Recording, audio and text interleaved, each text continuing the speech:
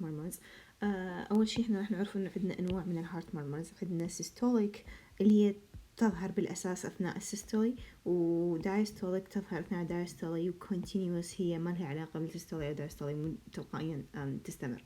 فبالنسبة حتى نحفظها، طبعا للحفظ إحنا أكثر شيء نقدر نحفظ الدايستوليك، أوكي، نحفظ هي aortic regurgitation وميترال stenosis، تمام، والكونتينيوس هي البيتن دكتس ارتريوسس.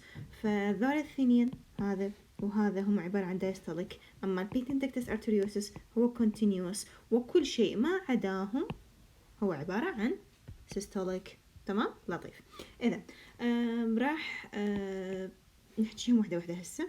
بالنسبة للأيورتيك ستينوسيس، طبعا إحنا نعرف إن عندنا S1 هذا و S2 هذا. الصوت الأول S1 هو إن انغلاق، قلنا closure of mitral زائد tricuspid، أوكي.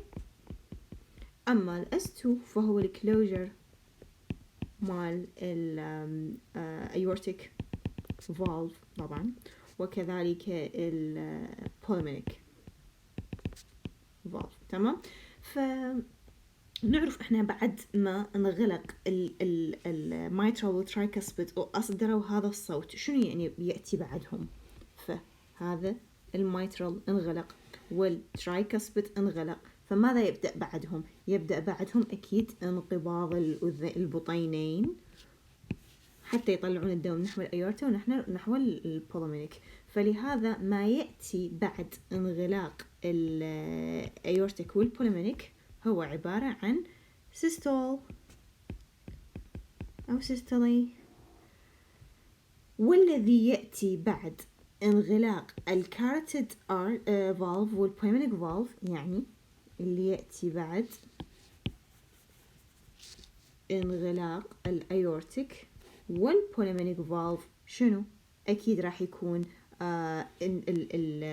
بدء الدايستولي، يعني ذول ينغلقون فينفتح الميترال اللي هنا وينفتح الترايكسبيد اللي هنا حتى يصير فيلينج للفنتريكلز من الأذينين، تمام. فراح يصير الفيلينج. هاي عملية الفيلينج شنو اسمها؟ اسمها الدايستول أو دايستولي. فبالنتيجة هذا القسم هو اسمه دايستولي.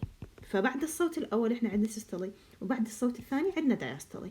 فبالنسبة أي مرمر إذا سمعناها بعد الأس 1 فهي سيستولي، أما إذا سمعناها بعد الأس 2 فهي دايستولي، تمام. فراح نبدأ إحنا أول شيء كمثال. طبعا هذا المثال ينطبق على جميع الأماكن، يعني كل الصور اللي راح نشوفها. المهم راح نرجع على أول مثال اللي هو aortic stenosis. aortic stenosis يعني تضيق بالأيورتا. يقول crescendo decrescendo يعني تصاعدي ومن ثم تنازلي، أوكي. فالتصاعدي منطقيا يعني بدنا نشوف هذا صعد، هذا تصاعدي، ومن ثم نزل فهذا تنازلي. فلهذا نقول crescendo decrescendo ejection murmur. ejection murmur يعني أثناء الانقباض القلبي، يعني تطلع الدم، يعني أثناء السيستولي، وفعلا هاي السيستولي هنا. loudest at the heart base، أكثر شيء نسمعها at the heart base heart base وراديس to the carotids. فأساسا نسمعها أكثر شيء قلنا فعلا هاي الأيورتيك area. aortic stenosis هنا هذا باللون البنفسجي. aortic stenosis نسمعها هنا at the heart base. احنا قلنا هذه المنطقة تعتبر البيس، وكذلك نسمع صوتها بالكارتيدز اللي هنا موجودات بالرقبة لأنه هن متواصلات مع الأيورتا، تمام. ف radius to the carotids مثل ما قلنا. و soft S2 plus minus ejection click. soft S2 ليش عندنا soft S2؟ يعني إذا نلاحظ حتى بالرسم خالنا فرق بالمسافة. شوف هذا مسافته وين، شوف هذا طول الأس 1 هنا عالي، وهذا الأس 2 أقصر من عنده. معناها الأس 2 اللي هو انغلاق مال الأيورتيك ومال البولمينيك راح يكون أوطأ أو أنصى من صوت الأس 1. فلماذا؟ ليش هذه النقطة تصير؟ يصير انه الاس 2 اوطأ لانه الايورتيك فالف احنا دا نحكي عنه هو ستينوزد، تمام. ستينوسيس بي ستينوسيس. فالستينوسيس يعني متضيق، يعني لما ينغلق ما راح يصدر صوت عالي، فمعناها فقط البولمينيك فالف هو اللي يصدر صوت عالي. اما الستينوزد ايورتيك ارت اللي هو مشكلتنا بيه يصدر صوت واطئ نوعا ما، تمام. فبالتالي الاس 2 اثناء انغلاق البوليمينيك يظهر صوت اعلى، ينتج صوت اعلى من الايورتيك، فبالتالي الاس 2 راح يكون faint أو soft أو بسيط، لأنه أحد الفالفين لا ينتج صوت عالي أثناء الانغلاق. طيب يقول إنه راح نلقى مثل ما قلنا هسه aortic stenosis soft S2 plus minus مع أو بدون ejection click، وهذا يسمى بالpulsus parvus et tardus. pulsus parvus et tardus. يقول انه عموما هذا فيما يخص الاصوات كلها، لكن فيما يخص البلسز فنتخيل ايورتيك ستينوسز يعني تضيق بالفالف مال ايورتا اللي يوصل الدم لكل السيستمز، فاكيد البلسز راح تكون ويك، وكذلك ديليت بيك تكون الذروه مالتها متاخره. هذا بالنسبه للاوسكلتيشن اللي نحسه الاوسكلتيشن. اما الكلينيكال اسوشيشنز فهذا عاده ايورتيك ستينوسز نلقاه بالاولدر اللي هم اكبر من 60 سنه. most commonly due to age-related calcification. أغلب الحالات مال aortic stenosis بتصير بسبب ال age-related calcification. أما في حالة المرضى الأصغر عمرا most commonly راح تكون على عام الأغلب بسبب early onset calcification. يعني هو كلا الحالتين على عام الأغلب هو احنا عندنا calcification، لكن بالأولدر هو age-related calcification. أما باليانجر فهو اسمه early onset calcification أو شنو بالضبط of bicuspid aortic valve. بالنسبة للbicuspid aortic valve. طيب النوتس شنو تقول إنه طبعا نتخيل إن الأيورتا اللي هو هذا متضيق، يعني يسمح بمرور دم قليل خلاله وليس دم كثير، فبالتالي ممكن يؤدي إلى ساينكوبي فقدان وعي أو أنجينا، بما معناه أنه الدم القليل هذا احنا نعرف أنه من الكارت من الأيورتا اللي هو هذا راح تتفرع الشرايين الصغيرة اللي تغذي عضلة القلب نفسها، تمام؟ فإذا الدم اللي يمر بالأيورتا قليل معناها الشرايين اللي تغذي اللي هي الكوروناري ارتري تغذي عضلة القلب أيضا يصلها دم قليل، فعضلة القلب ممكن يصير بيها يعني اسكيميا بسيطة، فلذلك تسبب انجينا. وكذلك الدسنية، صعوبة بالتنفس، دسنية اون اكسيرشن، لسهولة الحفظ، يعني مريض حزين ساعد وهالأمور. طيب left ventricular pressure أعلى من الأيورتيك pressure during systole. طبعا أكيد احنا لأنه عندنا هذا الفالف قلنا عليه متضيق، يعني مسافة المفتوحة هنا قليلة، فبالتالي الليفت فنتريكل لازم يشد حيله وينقبض بشكل أقوى حتى يستطيع أن يفتح الأيورتيك فالف، يفتحه بشدة وبقوة، فبالتالي الليفت فنتريكل ضغطه لابد يكون أعلى من الأيورتا، أعلى منه. جيد، هذا فيما يخص الأيورتيك ستينوسيس. أما فيما يخص الميترال أو الترايكاسبيد ريجرجيتيشن، الميترال والترايكاسبيد هما نفس هذا كله. هنا عندنا right ventricle، هذا الميترال، هذا الترايكاسبيد، هذا تراي، هذا ميترال.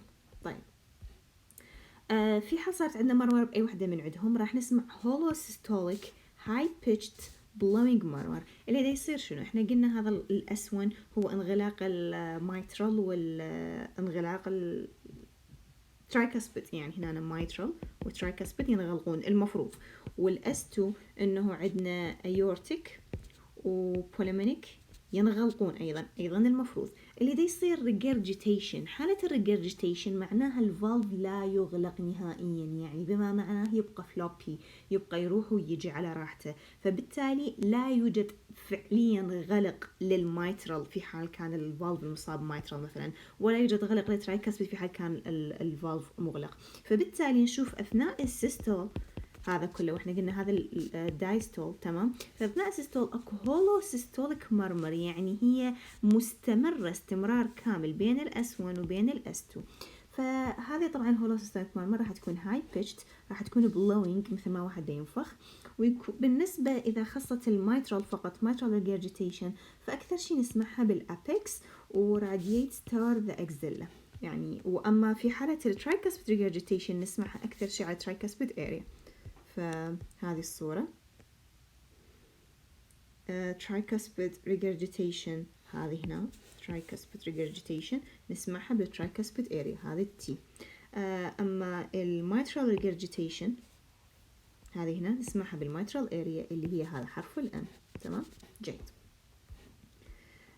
يقول انه الكلينيكال associations الميترال regurgitation يقول often due to ischemic heart disease، غالبا يصير عندنا mitral regurgitation بعد الاسكيميك heart disease، يعني بعد حدوث الذبحة الصدرية المايوكارديال infarction. وكذلك يصير بحالة الميترال valve prolapse، يعني mitral valve prolapse منطقي انه راح يصير يا mitral valve regurgitation. وكذلك left ventricular dilatation في حال صار عندنا توسع بالleft ventricle، وكذلك اذا صار عندنا rheumatic fever. طيب الحالة الأخرى اللي هي tricuspid regurgitation عادة نشوفها بحالة right ventricular regurgitation، يعني البطين اللي على جهة اليمين. فيقول إنه either mitral valve or tricuspid regurgitation راح يكون أكو احتمال للإنفكتيف endocarditis. أوكي، احتمالية تزود لحدوث الانفكتيف endocarditis. راح نجي على الفالف اللي بعده اللي هو الحالة اللي بعده بالواقع mitral valve prolapse. هالمرة prolapse لا هي regurgitation ولا هي stenosis، وإنما mitral valve ب prolapse. هنا احنا بدنا نحكي امسح هذه الحوسة كلها. اي شنو اللي راح يصير؟ راح يصير late يعني من اسمها مبين. احنا قلنا هذه المسافة، هذا الكلوجر مال mitral وترايكاسبيد، وهذا الكلوجر مال aortic وبولمينيك. تمام، فهذا كل ما بينهما هو عبارة عن سيستول، وما بعدهما عبارة عن دايستول. تمام، فيقول late يعني متأخرة، ما بدأت منا. هذا الصوت ده اللحظة الأزرق المتعرج لا يبدأ من البداية، وإنما يبدأ متأخرا، بدأ من هنا، فلهذا يسمى ليت. كريساندو مرمر، كريساندو متصاعدة فقط، وهذه فعلا فقط متصاعدة، ماكو بعدها نزول. with mid diastolic click اللي هي MC. الميد diastolic click هي هذه المنطقة، هاي اللون الأصفر ميد دايستوليك كليك، يعني العفو ميد سيستوليك يعني في منتصف السيستول. هذا السيستول، خلينا نمسح هذه الهوسة. أوكي، قلنا إنه هذا كله عبارة عن سيستول، وهي في منتصف السيستول هي هذه الميد systolic click that occurs after carotid pulse، التي تحدث شو وقت نحسها هذه systolic click؟ بعد ما نقدر نحس carotid pulse. best heard over the apex، أكثر شيء أفضل شيء نسمعه بالأبيكس مال الهارت، يعني بالمنطقة المدببة من الهارت. loudest just before S2. طبعا لأن هي كريسندو فنتخيل هسه هاي موجة صوتية تزداد أكثر شيء، أعلى شيء توصل إلى أعلى نقطة هي هنا قبل S2، فلذلك تسمى نقول loudest just before S2. clinical associations usually benign، عادة mitral valve prolapse يكون benign but can predispose to infective endocarditis، يزود احتمالية الإصابة بالinfective endocarditis. can be caused by rheumatic fever، ممكن تسبب rheumatic fever أو الchorda rupture أو المايكزيميتس degeneration. طبعا المايكزيميتس degeneration ممكن يكون primary myxomatous degeneration أو secondary لحدوث connective tissue disease. طيب بالنسبة للملاحظات على الموضوع يقول إنه الميد systolic click due to sudden tensing of chorda tendinae as mitral leaflets prolapse into the left atrium. فالكوردا هي causes crescendo click، يعني يقول إنه هذا الصوت مال الام سي اللي عندنا اللي هي الميد سيستوليك كليك يحدث بسبب انه دا يصير شد عندنا بالكوردا تنديني. احنا نعرف الكوردا تنديني هي مثل الأربطة اللي تشد الميترال فالف نحو عضلة القلب نفسها. فيقول انه الميد سيستوليك كليك هي due to sudden tensing of chorda tendinae as mitral leaflets prolapse in the left atrium، لأن هو عندنا عملية prolapse، فمن السهل أثناء البرولابس إنه هذا الفالف يتجه يصير ببرولابس نحو اللفت أتريوم. تمام، يعني ممكن يصير أكو برولابس بالموضوع. into the left atrium. فلسهولة الحفظ إنه الكوردا causes crescendo with click اللي هي الميسيستوليك كليك. أما في المرحلة الأخيرة أو الديفكت الأخير بحالة السيستوليك murmur اللي يطلع لنا murmur هو ventricular septal defect. أوكي، ventricular septal defect يعني هي عبارة عن فتحة بين البطينين، هنا أكو فتحة، فهذه بيها holosystolic أيضا مثل ما نلاحظ بالرسم بين أثناء السيستولي كله. الدايستولي قلنا هذا mitral، هذا tricuspid، وهذا الانغلاق مال aortic، وهذا مال البوليمينيك. تمام، فهي فيما بينهما وهولوسيستوليك murmur اللي هي harsh sounding، صوتها خشن harsh sounding murmur loudest at the tricuspid area. أكثر شي نسمعها بالtricuspid area. وين هي tricuspid area؟ هذه tricuspid area حرف التي، فهذه أكثر شي نسمع به ventricular defect. فعلا إذا نتخيل هذا المسافة الفاصلة بين الفنتريكلز اثنينهم، هنا مسافة فاصلة بين الفنتريكلز، فأكثر شي نسمعها منطقيا بالtricuspid area. طيب الكلينيكال associations احنا نعرف ان VSD هو congenital defects يعني مرض ولادي. طيب النوتس يقول انه larger VSDs have lower intensity murmur than the smaller VSD. يقول انه كل ما تكبر ال VSD عندها مرمر اوضح واعلى، كل ما كبرت الفتحة بين البطينين كل ما كانت الانتنسيتي اقل بالواقع، يعني الفتحة كبيرة فالمرمر شدتها راح تكون قليلة. أما إذا كانت الفتحة صغيرة مال ال VSD معناها راح تكون المرمر مسموعة بصوت أوضح. تمام، طيب هذا كملنا السيستوليك ميرمرز. راح نجي على الدايستوليك ميرمرز. فبالنسبة للدايستولي يعني المرمر تحدث أثناء الدايستولي، هذا احنا قلنا السيستولي. تمام، احنا قلنا ان الأسون نعرفه، هاي حقيقة ثابتة انه هو انغلاق الميترال والترايكاسبيد، والأس2 هو حقيقة ثابتة انغلاق الأيورتيك والبوليمينيك. تمام، فهي تحدث بعد انغلاق الأيورتيك والبوليمينيك يعني أثناء بدء الدايستولي. فيقول بحالة الأيورتيك ريجرجيتيشن عندنا early diastolic، وفعلا هاوينها بدأت منذ بداية الدايستولي، بدأت هنا. جيد. فهذه early diastolic decrescendo معناها متنازلة وليست متصاعدة. أوكي، high pitched البيتش عالي مالتها بحيث تكون كأنما blowing، دا ينفخ، أحد دا ينفخ. best heard at base اللي هي aortic root dilatation or left sternal border في حالة أكو valvular disease، فأما نسمعها بقاعدة القلب أو نسمعها على left sternal border اللي هنا شفناهم أكثر من مرة. left sternal border اللي هي على هذه الجهة، أو البيس مال الهارت. جيد. بالنسبة للclinical associations causes include beer، هاي لسهولة الحفظ. bicuspid aortic valve، من الأسباب اللي تؤدي للأيورتيك regurgitation. ليش يصير regurgitation بالفالف مال الأيورتا؟ لما عندنا bicuspid valve aortic valve، لما عندنا endocarditis أو aortic root dilatation، أو إذا عندنا rheumatic fever. تمام، فيقول إنه بحالة aortic regurgitation راح نحس أكو wide pulse pressure. أوكي، وبيستل shots مثل ضربة البيستل المسدس، أو femoral pulse كذلك، ويعني pistol shot femoral pulse، يعني femoral pulse لما نحسه راح يكون ضربة قوية، لما نسوي palpation ضربة قوية، دقة قوية. pulsing nail bed، وكذلك قاعدة الأظفر راح نحسها دا تصعد وتنخفض ويا النبض، فبالتالي pulsing nail bed اللي هي اسمها quinky pulse. أوكي، quinky pulse. yes. اوكي، اما بالنسبه للنوتس فهو هايبر دايناميك بولس، طبعا لان احنا نتخيل انه ايورتيك ريجرجيتيشن يعني بدايه الايورتا هنا دا يصير ريجرجيتيشن يعني فلوبي، مو مغلق ولا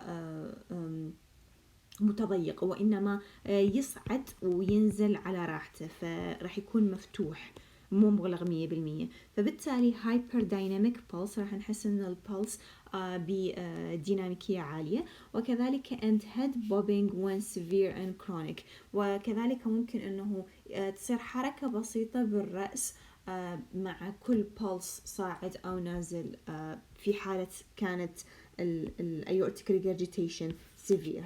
وهذا ممكن أن يتطور، طبعا aortic regurgitation ممكن أن يتطور إلى heart failure.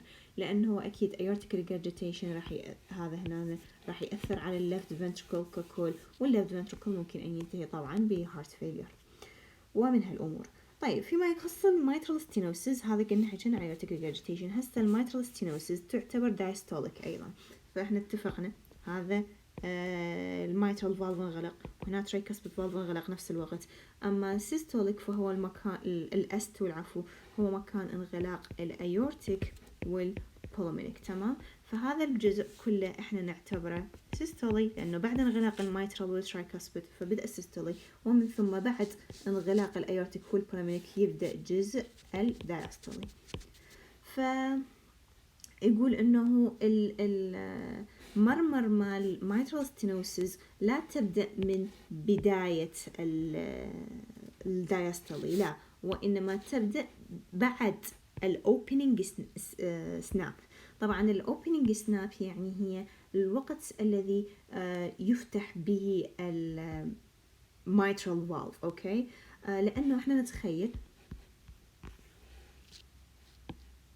هذا الميترال فالف هنا عندنا، فهذا الميترال بيستينوزنج يعني بما معناه بصعوبة يعبر الدم داخله، يعني متضيق، فبالتالي مو بداية الدايستول مباشرة راح ينفتح على حال الفالف الطبيعي، وإنما اللفت أتريوم يحتاج ينقبض أكثر ويقوي الضغط اللي بداخله أكثر في سبيل أنه يجبر هذا الميترال فالف أنه ينفتح، فبالتالي راح يتأخر عن نظيره اللي هو الترايكاسبيد. يعني هذا الترايكاسبيد سهل وما بيستينوسز وأموراته كلها طبيعية، فبسهولة يجري الدم في داخله. تمام، فبمجرد أنه ينتهي السيستولي راح يبدأ الدايستولي، راح ينفتح الترايكاسبيد بخير وسلامة حتى يملأ الرايت فنتريكل. لكن الميترال لأنه هو ستينوزد وصعب أنه يعبر الدم من خلاله، فاللفت أتريوم راح يعاني بين ما يطلع الدم من خلاله، فراح يتأخر عن نظيره اللي هو الترايكاسبيد. فبالتالي اللي راح يصير انه الاوبننج سناب راح تاخذ لها فتره، راح تاخذ لها مده الفالف هذا بين ما ينفتح. هنا الاستو انفتح الترايكاسبيد على خير، العفو انغلق الترايكاسبيد على غير السلامه. العفو يا الترايكاسبيد انا شنو اقول هنا، ما لنا علاقه بالاستو، الاستو هي الايورتيك والبولمينيك، يعني بما معناه هنا الايورتيك انغلق والبولمينيك انغلق وانفتح الترايكاسبيد انفتح، والمفروض انه الميترال ايضا يفتح في نفس الوقت اللي انفتح به الترايكاسبيد، لكن هذا لا يحدث لان هو ستينوز، فيتاخر الميترال بالفتح شويه عن نظيره اللي هو انفتح هنا ترايكاسبيد. تمام، قلنا انه follows opening snap, delayed rumbling, mid to late murmur. يعني راح نسمع ال delayed rumbling mid to late murmur تعتبر متأخرة، بالتالي القلة بين الانترفال between ال S1 وال opening snap correlates with increased severity. يعني احنا نعرف هسه هذا الاس 2 هنا انتهى مكانه، بعد ايش راح يجينا؟ راح يرجع يجينا هنا بالحالة الطبيعية، يعني راح يجينا الاس 1 صح؟ تمام، فيقول انه كل ما زادت المسافة بين هذا الاس 1 اللي راح يليها وبين الاوبننج سناب، يعني هذه المسافة كل ما قلت بينهما معناها الوضع ازداد سوءا، معناها الوضع سيء أكثر. ليش بالضبط؟ لأنه معناها أنه الأوبننج سناب دا تصير قريبة، يعني دا تقل المسافة، هنا دا تصير المسافة، هنا دا تصير الأوبننج سناب. شنو معناها لما الأوبن سناب يتغير مكانها؟ يعني كل فترة تدنى لهذه الجهة، تدنى لهذه الجهة، معناها أنه الاستينوسيس التضيق mitral valve راح يكون قوي واضح شديد أكثر شدة، فبالتالي بعد بصعوبة ينفتح الميترال فالف، وبعد فترة بعد كم شهر راح يصير بعد أصعب أكثر أنه ينفتح الأيورتيك فالف، ومن ثم بعد فترة يصير أصعب أكثر أنه ينفتح الفالف. فالأوبننج سناب مالته صوت الفتحة مالته يتأخر بين ما يطلع، لأنه تأخر بالفتحة بعدين يتأخر أكثر بالفتحة، فبالتالي ده تقل المسافة اللي هي بينه وبين الأسون. طيب فلهذا انه كل ما قل الانترفال بين الأس1 والاوبننج سناب راح هذا يتناسب مع زيادة السيفيريتي بحالة الستينوسيس مال ماترال ستينوسيس، يعني ازداد الستينوسيس سوءا. راح نرجع لكلينيكال اسوشيشنز. يقول انه طبعا مثل ما قلنا الوصف مالتها هي late to high specific sequelae of rheumatic fever. راح يكون هذا يطلع لنا بالروماتيك فيفر لكن كنتيجة متأخرة، وكذلك highly specific يعني كلش specific فيما يخص الروماتيك فيفر. الكرونيك mitral stenosis في حال الميترال stenosis استمر موجود لفترة طويلة ممكن يؤدي إلى left atrial dilatation and pulmonary congestion، وكذلك atrial fibrillation و Ortner syndrome و hemoptysis and right heart failure. atrial fibrillation Ortner syndrome و hemoptysis و heart failure. يعني بما معناه إن إحنا بدنا نحكي هنا عن mitral valve، وقلنا إنه هذا left atrium. طبعا الميترال فالف كل ما استمر التضيق عندنا لهنا، التضيق اللي هنا راح يتأثر اللفت اتريوم لأنه هو مضطر إنه يدفع ضد الميترال فالف، فبالتالي راح يتوسع اللفت اتريوم. ولما احنا نعرف انه متصل باللفت اتريوم هي البولمونري فينز اللي هي متصلة بالرئتين، فبالتالي الرئتين راح يصير بها congestion يعني احتقان وزيادة بصعوبة انه تنقل الدم من خلالها نحو الرايت اتريوم، اللفت اتريوم عفوا. طيب النوتس شنو؟ النوتس شنو يقول انه الاوبننج سناب اللي هي فتحة الصوت اللي ينتج من فتحة الميترال فالف due to abrupt halt in leaflet motion in diastole، بسبب توقف مفاجئ بحركة الليفلت موشنز أثناء الدايستولي. إحنا بدنا نحكي هنا عن دايستولي طبعا. after rapid opening بسبب الأوبننج سريع due to fusion of leaflet tips. اللفت اتريوم راح يكون أكثر من اللفت ventricle pressure during diastole. طبعا إحنا لأنه هذا متضيق، المنطقة متضيقة عندنا، فاللفت اتريوم لابد يكون أقوى من اللفت ventricle في سبيل إنه يدفع غصبا عن الميترال فالف. اوكي، فبالتالي اللفت اتريال بريشر اكثر من اللفت فنتريكل بريشر. اما نجي على الكونتينيوس. هسه الكونتينيوس هي البيتن دكتس ارتريوسس. احنا نعرف انه البيتن دكتس ارتريوسس يفترض بها انه هي تنغلق، لكن عموما هي عبارة عن فتحة بين الايورت البوليمينيك فالف وبين الأيورتا، فهذه الفتحة التي لا تغلق يعني تسمح بتناقل الدم بينهما، فبالتالي هي continuous، لا لها علاقة بالسيستول ولا لها علاقة بالدايستول، بحيث احنا هنا نعرف هذا السيستولي هذا الدايستولي، وهنا قلنا غلق الميترال والترايكاسبيد، وهنا غلق البوليمينيك والأيورتيك، فبالتالي هي طول الوقت موجودة، معناها ما لها علاقة. continuous machine like مثل صوت الآلة murmur best heard at left infraclavicular area و loudest at S2. أكثر شيء نسمعها يعني هذا الموجات الصوتية موجات مستمرة مستمرة مستمرة، بس أعلى شيء وين توصل قريب يم ال S2، فهذا أعلى صوت لها وقريب من صوت ال S2 يعني مو اللب وإنما الدب، قريبة من الدب راح نسمعها، اللب الدب صوت الهارت نسمعها هنا يم الدب. طبعا قلنا إنه infraclavicular area لأنه منطقيا هذه المنطقة منطقة الوصل بين البوليمينيك artery والأيورتيك artery هي قريبة من ال left God وين جنا infraclavicular area يعني جوا الكلافيكل. أوكي كلافيكل أنا أشرت على الستيرنا، الكلافيكل اللي هي عظمة الظهر ما مرسومة، ما مرسومة هنا، هي هذه العظمة.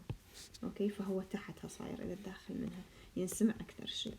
النوتس الكلافيكولار associations often due to congenital rubella، تصير بسبب congenital rubella او بسبب prematurity، اذا الطفل صاير عنده قبل الولادة congenital rubella يعني من خلال الام، او اذا انولد premature فممكن يبقى عنده patent ductus arteriosus. اما بالنسبة للنوتس قلنا النوتس you need a patent for that machine، يعني لأن هي machine like فنحتاج لها patent هاي لسهولة الحفظ. و that's it، مفروض أنه هذا هو. كان الله يحب المحسنين.